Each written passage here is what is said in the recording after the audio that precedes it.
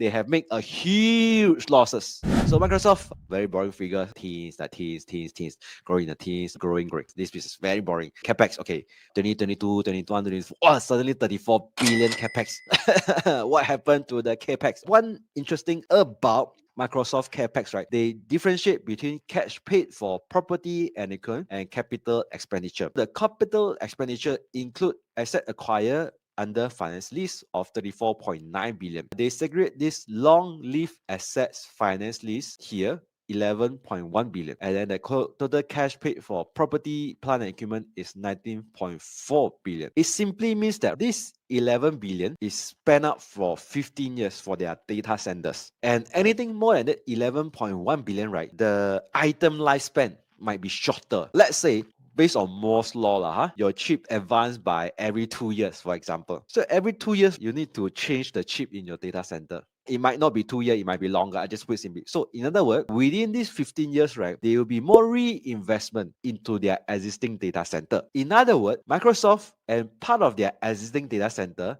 they need to reinvest to upgrade their chips. So there's new data center, they need to buy chip from NVIDIA, for example, and their old data center, they need to buy chip to replace. You get what I mean? So that's why there's a huge requirement of chip upgrading. So there's 11 billion is for the long-lived asset, which is the data center. The asset will support monetization for the next 15 years. They tell you the data centers is for 15 years. And anything on top of that is for a shorter term one. So it's like GPU and CPU, which support Azure platform. Roughly half of the CapEx were for short-lived asset, which is the chipset. So 34 billion, so roughly 17 billion is to buy chip. So the chip is not just for their new data center, it might be also for their older one. Remember, I would like to look at their cloud business, right? You can see that a Microsoft cloud is like 22%. Not as fast as Google, but let's look at Azure per se. For Azure and the cloud services revenue, right, the growth is at 33%, is somewhat similar to Google. So you know that the cloud, the AI, so-called server side kind of business growth, right, is standing at 30%. So yes, their cloud revenue is growing. And if you look at their CapEx 24 billion, 34 billion, you know that it can easily cover from their net income. So first thing, Microsoft also have an exceptional item. They have made a huge losses. So what happened is Microsoft, they've invested in OpenAI. They have 27% stake in it. In accounting rules, they need to take in the P&L of OpenAI and put under Microsoft. In other words, what OpenAI, so right, loss incur, they need to put in Microsoft as well. So if you look at Microsoft books, right, there's a 4.1 billion losses right there. So OpenAI have been making a lot of losses and in billions. And then Microsoft recognized losses of close to 3.1 billion. So let's say Microsoft take 27%, right? So OpenAI for this quarter itself, they are losing 11 billion and it will make more losses in future. Yeah, means they need more money. If you look at OpenAI alone itself, they are losing like 11 billion a year. So Microsoft very simple because they have 27%, they need to take this equity method and then put inside their balance sheets, their P&L. So one of the things that Microsoft also raised, moving forward, they will also separate two books, not separate two books. They will have this number which is exclude OpenAI. Yeah, because OpenAI is losing money now. It doesn't look good for Microsoft books. And a very interesting thing that happened. So right now, Azure have capacity constraint, and this has resulted in loss of revenue. Capacity constraint, bad. But good news is you know that demand is higher than supply. So Azure have to keep up with demands. So that's why they need to reinvest into business. But